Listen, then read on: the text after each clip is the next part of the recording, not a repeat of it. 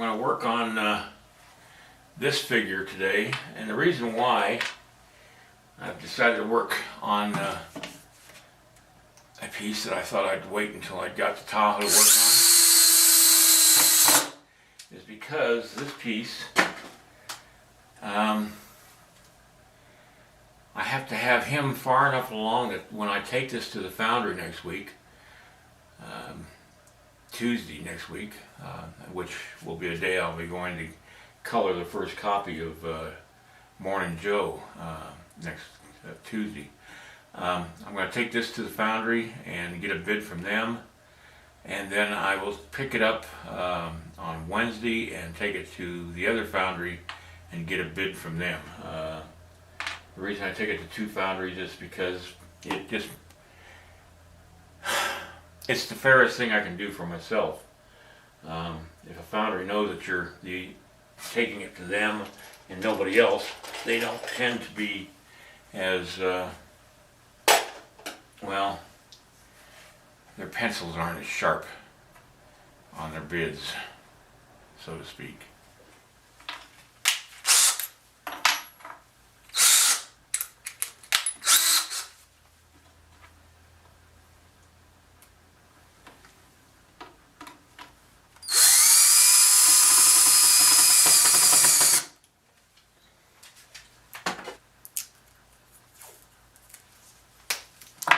Screw will be taped to the base of the wire, and that will hopefully stabilize the clay.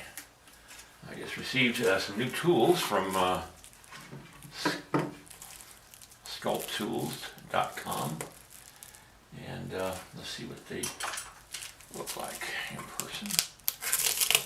I've only seen these online, so this is the first time I've seen them.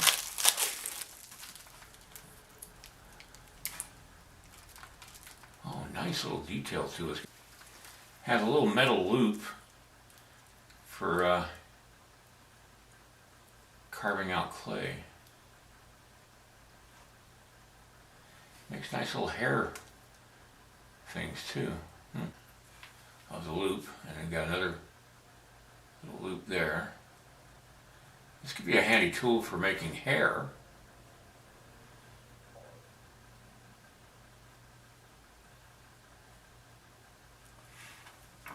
And this one is another rubber tool with a couple of kind of stiff latex tips on it, which I like. That could be real handy. So I just wanted to show you these. I don't know what the number is on this one. I can't remember offhand. I don't see the paper. Anyway, I'll probably find out what number is on this at some point and let you know. Interesting.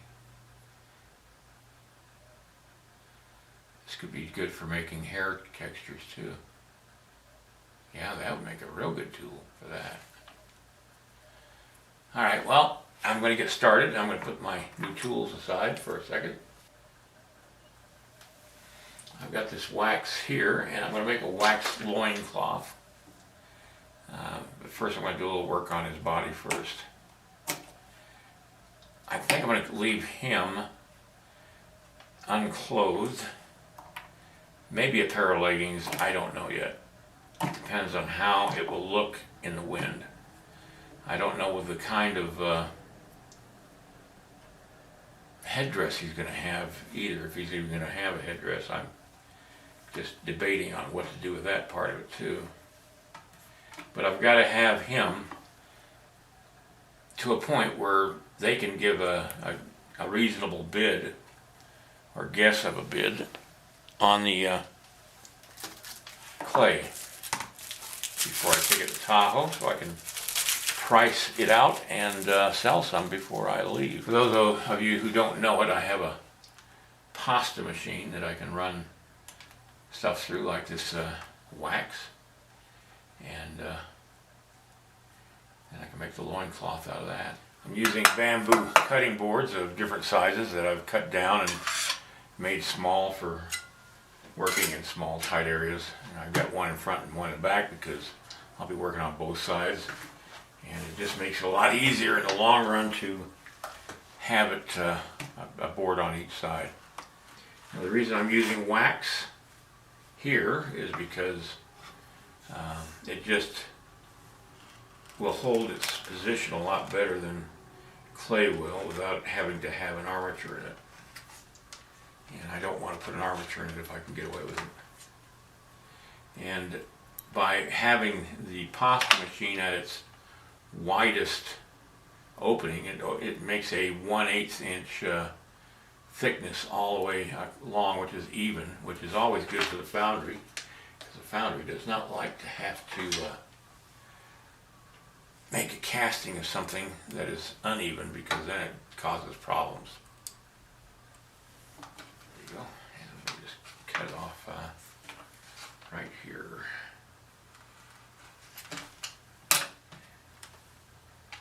There.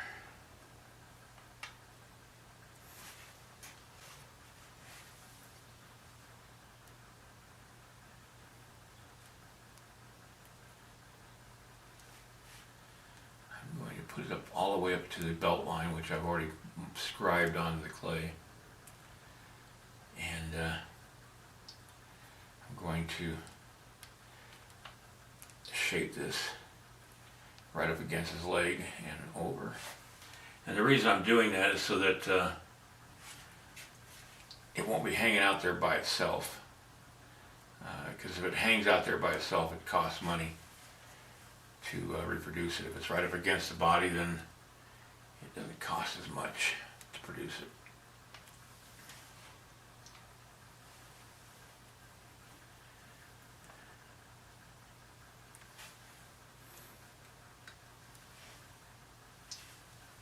There we go. Right here, I just roll the wax through it slowly, because you don't do it too fast and it'll bubble up on you. Want to figure the length. I'm going to do the length right there.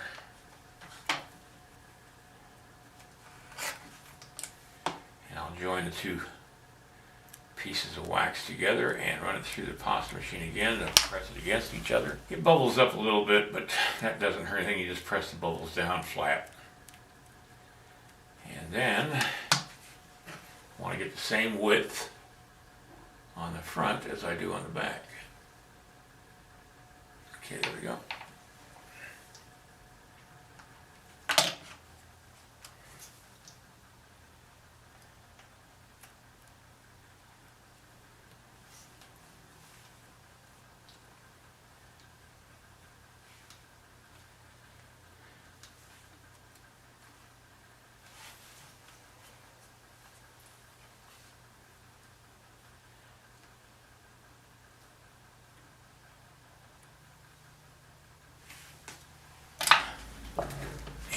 Set them aside for now, because I got to work on the legs first.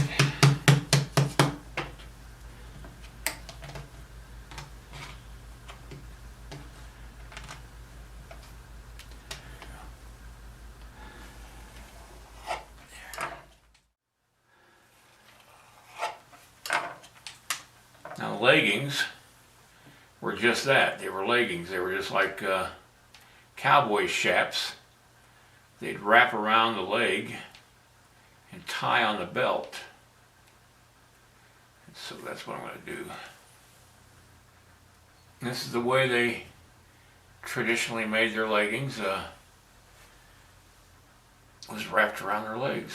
On the East Coast, the legging might come to as high as just above the knee and have a long strap that would attach to the belt. But on the west, out west, the leggings covered the whole leg.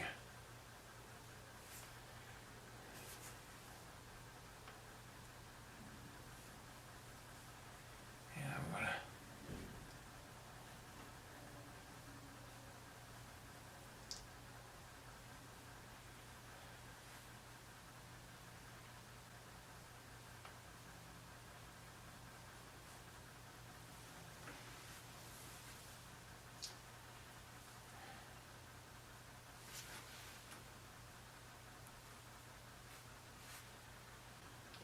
the Pawnee and the Cheyenne had real wide flaps on their legs. But now you can see why I took the cloth off, because I wanted to get that action underneath the cloth first.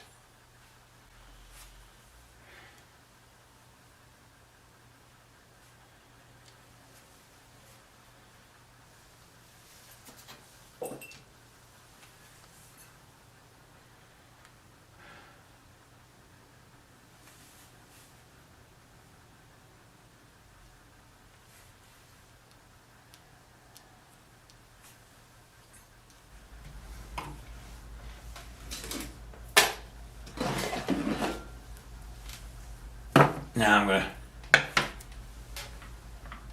paint the loincloth so that it matches the clay color. Okay, now I just paint it.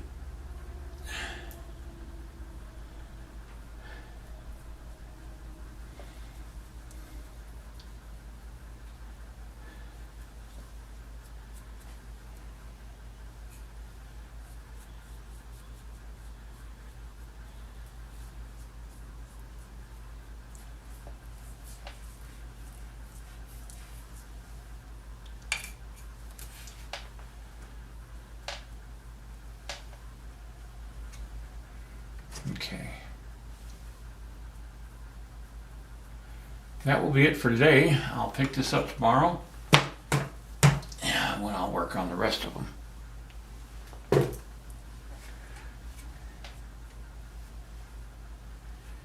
What this shows me too is, you know, once I paint the wax,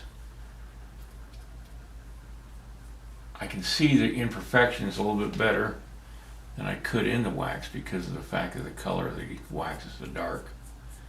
And then I can come back in and touch up areas that I need to with clay.